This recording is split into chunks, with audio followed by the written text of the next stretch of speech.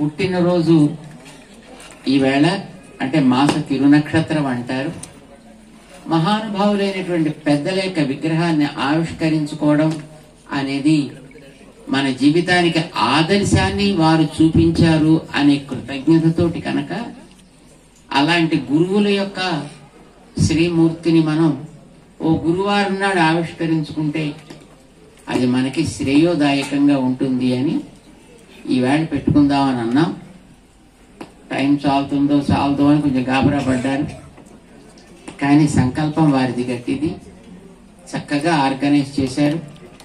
శ్రీమతి ఝాన్సీ గారు వచ్చారు, దయాకర్ రావు గారు వచ్చారు, మన వికాస తరంగిణి వాళ్ళంతా వచ్చారు, స్వాములు మా సిద్ధాంతి గారు, సంపత్ కృష్ణమాచార్య స్వామి వారు వచ్చారు. మిగతాటువంటి పెద్దలందరూ కూడా ఇక్కడికి రావడం జరిగింది. మీ అందరూ కూడా పరమ భక్తి శ్రద్ధలతోటి ఈ కార్యక్రమంలో పాల్గొంటున్నారు.